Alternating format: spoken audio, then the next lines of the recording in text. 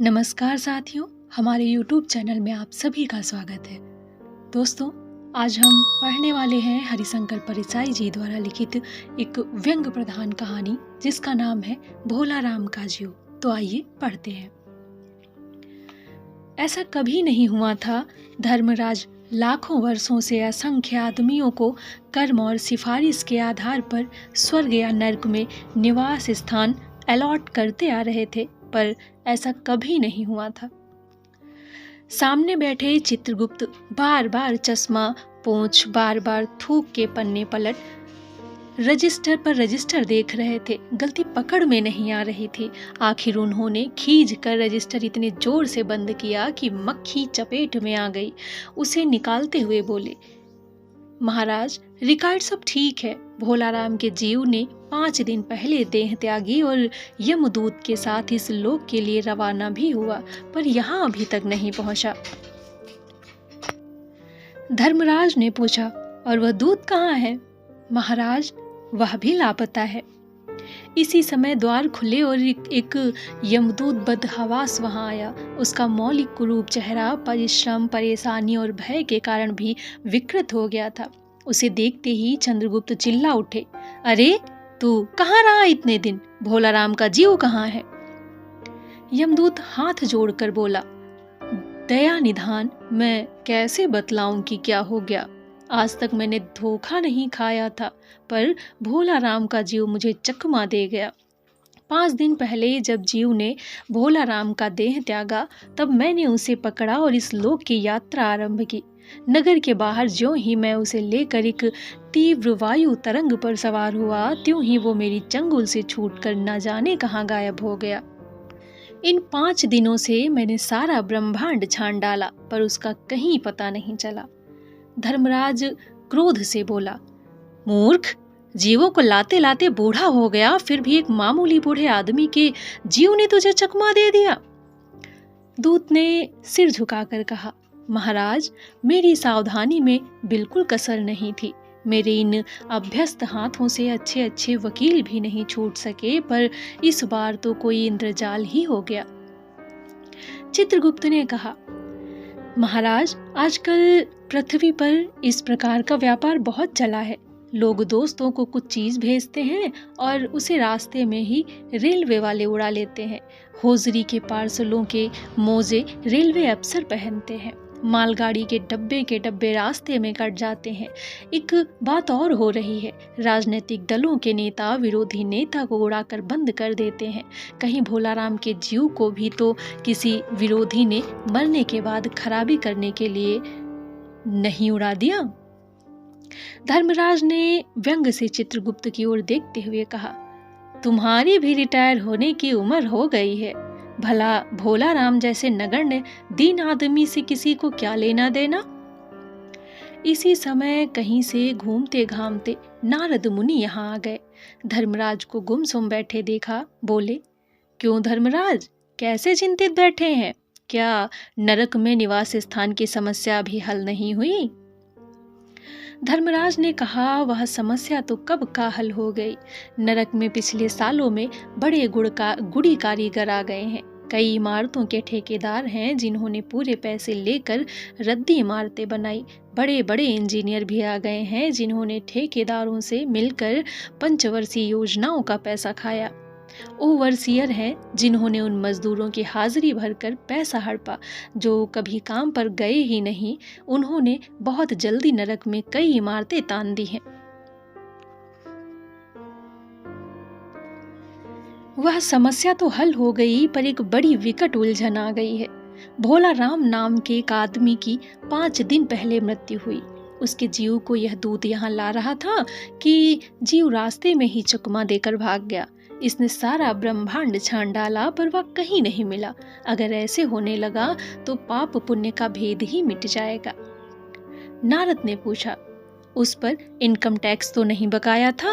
हो सकता है उन लोगों ने रोक लिया हो। चित्रगुप्त ने कहा, इनकम होती तो टैक्स होता, भूखमरा था। नारद बोले, मामला बड़ा दिलचस्प है। अच्छा, मुझे उसका नाम पता बताओ, मैं पृथ्वी पर जाता हूँ। चित्रगुप्त ने रजिस्टर देखकर बताया, भोला राम नाम था उसका। जबलपुर शहर में धमापुर मोहल्ले में नाले के किनारे एक 1.5 कमरे टूटे फूटे मकान में वह परिवार समेत रहता था। उसकी एक स्त्री थी, 2 लड़के और एक लड़की। उम्र लगभग 60 साल, सरकारी नौकर था। 5 साल पहले रिटायर हो गया था। मकान का किराया उसने 1 साल से नहीं दिया, इसलिए मकान मालिक उसे निकालना चाहता था। इतने में भोला राम ने संसार ही छोड़ दिया। आज 5वां दिन है। बहुत संभव है कि अगर मकान मालिक वास्तविक मकान मालिक है तो उसने भोला राम के मरते ही उसके परिवार को निकाल दिया होगा। इसलिए आपको परिवार की तलाश में काफी घूमना पड़ेगा। माँ बेटी की सम्मिलित क्रंदन से ही नारद भोला राम का मकान पहचान गए। द्वार पर जाकर उन्होंने आवाज लगाई, नारायण नारायण। लड़की ने देखकर कहा, आओ आगे आओ महाराज। नारद ने कहा, मुझे भिक्षा नहीं चाहिए, मुझे भोला राम के बारे में कुछ पूछताछ करनी है। अपनी माँ को जरा बाहर भेजो बेटी। भोला राम की पत्नी बाहर आई। नारद ने कहा, माता, भोला राम को क्या बीमारी थी? क्या बताऊं, गरीबी की बीमारी थी। 5 साल हो गए पेंशन पर बैठे, पर पेंशन अभी तक नहीं मिली। हर 10-15 दिन में एक दरख्वास्त देते थे, पर वहां से या तो जवाब आता ही नहीं था, और आता तो यही कि तुम्हारी पेंशन के मामले में विचार हो रहा है। इन 5 सालों में सब गहने बेचकर हम लोग खा गए, फिर बर्तन बिके, अब कुछ नहीं बचा था। चिंता में घुलते घुलते और भूखे मरते मरते उन्होंने दम तोड़ दी। नारद ने कहा, क्या करोगी माँ, उनकी इतनी ही उम्र थी। ऐसा मत कहो महाराज, उम्र तो बहुत थी। 50-60 रुपया महीना पेंशन मिलती तो कुछ और काम कहीं करके गुजारा हो जाता, पर क्या करें, 5 साल नौकरी से बैठे हो गए, अभी तक एक कौड़ी नहीं मिली। दुख की कथा सुनने की फुर्सत नारद को नहीं थी। वे अपने मुद्दे पर आए। माँ, यह तो बताओ कि यहाँ किसी से उनका विशेष प्रेम था जिसमें उनका जी लगा हो? पत्नी बोली, लगाव तो महाराज बाल बच्चों से ही होता है। नहीं, परिवार के बाहर भी हो सकता है। मेरा मतलब है किसी स्त्री से गुर्रा कर नारद की स्त्री ने गुर्रा कर नारद की ओर देखा। बोली, अब कुछ मत बको महाराज, तुम साधु हो, उचक्के नहीं हो। जिंदगी भर उन्होंने किसी दूसरी स्त्री की ओर आंख उठाकर नहीं देखा। नारद हंस कर बोले, हाँ, तुम्हारा यही सोचना ठीक है। यही हर अच्छी गृहस्थी का आधार है। अच्छा माता, मैं चला। स्त्री ने कहा, महाराज आप तो साधु हैं, सिद्ध पुरुष हैं, कहीं कुछ ऐसा नहीं कर सकते कि उनकी रुकी हुई पेंशन मिल जाए, इससे बच्चों का पेट कुछ दिन भर जाए। नारद को दया आ गई थी। वे कहने लगे, साधुओं की बात कौन मानता है। हाँ, मेरा यहाँ कोई मठ तो नहीं है, फिर भी मैं सरकारी दफ्तर जाऊंगा और कोशिश करूंगा। वहां से चलकर नारद सरकारी दफ्तर पहुंचे। वहां पहले से ही कमरे में बैठे बाबू ने उन्होंने भोला राम के केस के बारे में बातें की। उस बाबू ने उन्हें ध्यानपूर्वक देखा और बोला, भोला राम ने दरख्वास्तें तो भेजी थी, पर उन पर वजन नहीं रखा था, इसीलिए कहीं उड़ गई होंगी। नारद ने कहा, भाई, ये बहुत से पेपर वेट तो रखे हैं, इन्हें क्यों नहीं रख दिया? बाबू हंसा, आप साधु हैं, आपको दुनियादारी समझ में नहीं आती। दरख्वास्तें पेपर वेट से नहीं दबती। खैर, आप उस कमरे में बैठे बाबू से मिलिए। नारद उस बाबू के पास गए। उसने तीसरे के पास भेजा, तीसरे ने चौथे के पास, चौथे ने 5वें के पास। जब नारद 25-30 बाबुओं और अफसरों के पास घूम आए, तब एक चपरासी ने कहा, महाराज, आप क्यों इन सब झंझट में पड़ गए? अगर आप साल भर भी यहाँ चक्कर लगाते रहे तो भी काम नहीं होगा। आप तो सीधे बड़े साहब से मिलिए, उन्हें खुश कर दिया तो आपका काम अभी हो जाएगा। नारद बड़े साहब के कमरे में पहुंचे। बाहर चपरासी ऊँघ रहा था, इसीलिए उन्हें किसी ने नहीं छेड़ा। बिना विजिटिंग कार्ड के आया देख साहब बड़े नाराज हुए। बोले, इसे कोई मंदिर वंदिर समझ लिया है क्या? धड़धड़ाते चले आए, चिट क्यों नहीं भेजी? नारद ने कहा, कैसे भेजता, चपरासी सो रहा है। क्या काम है? साहब ने रौब से पूछा। नारद ने भोला राम का पेंशन केस बतलाया। साहब बोले, आप हैं बैरागी, दफ्तरों के रीति रिवाज नहीं जानते। असल में भोला राम ने गलती की भाई, यह भी एक मंदिर है, यहाँ भी दान पुण्य करना पड़ता है। आप भोला राम के आत्मीय मालूम होते हैं। भोला राम की दरख्वास्तें उड़ रही हैं, उन पर वजन रखिए। नारद ने सोचा कि फिर यहाँ वजन की समस्या खड़ी हो गई है।